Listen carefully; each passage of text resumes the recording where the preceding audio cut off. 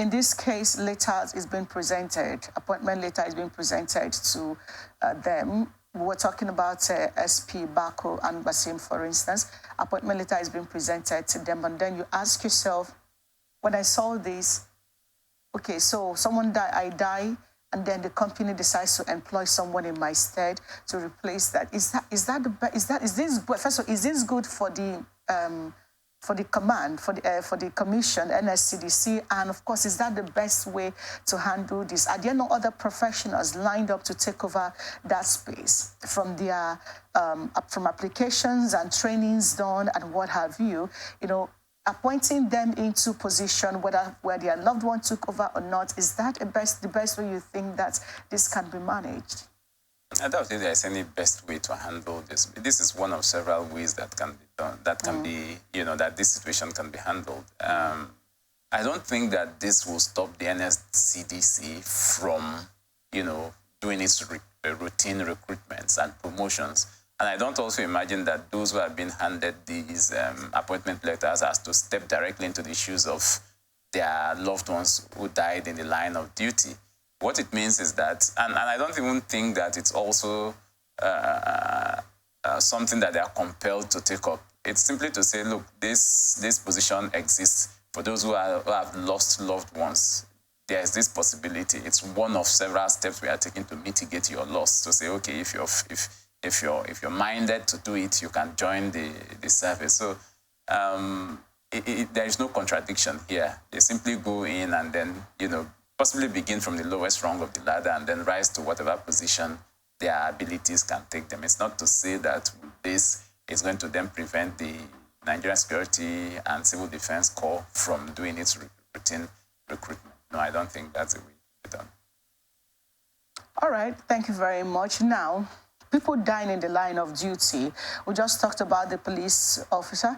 Now we're talking about NSCDC officials who also died in line of duty early this year. We have several military officers who died. Some of them we don't even get to find out what happens to them and what have you. We just hear, okay, so in fact, most times the army has a way of, keeping it in the low there, that maybe certain things happen. Now, when it comes to patriotism, having these men willing to lay down their life for the country or doing what it needs to be done to ensure that, people whose loved ones have passed on, something can be done about it. From the Police Service Commission to other commissions that handle all of these security agencies, do you think there is need for the National Assembly to begin to look at, support for the family better than what is in place right now, like ensuring that this becomes a law?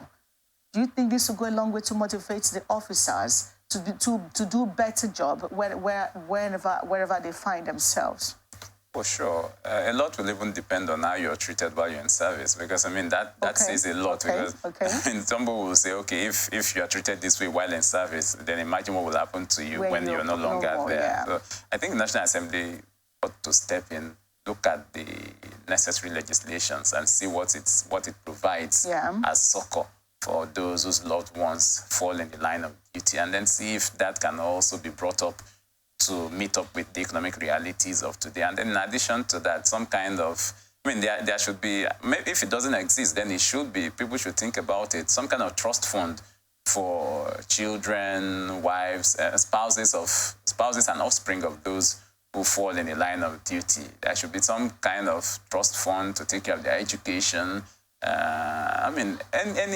Anything that will support them, anything that will, reduce the impact of their loss, it should be considered a step in the right direction. And I think, frankly, it's a good thing you brought it up. The National Assembly ought to. Of course, I imagine that both the Senate and the House of Reps have defense committees or committees even on the various armed services. They have police committees. I think that is what they should begin to do now. And then we would think of a comprehensive package, a comprehensive welfare package for our men in uniform. If you go to the barracks today and you see the state in which those places are, then it will be unfair for you to expect the best service from those who are quartered in those kinds of circumstances.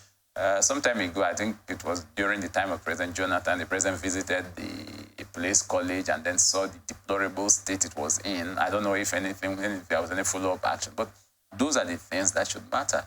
if you don't treat the living properly, it is very likely that people are going to say, well, if while you're alive and you're in service, you don't get this, you don't get proper treatment. Is it when you're gone that your survivors will get that kind of treatment? It is how well you treat the living that will make people hazard a guess as to how you treat them when they are not, how you treat their loved ones when they are no longer there. There are situations, we've heard of instances where no sooner would an officer fall in line of duty than his family will be asked to vacate the quarters, and then you're throwing them into the streets.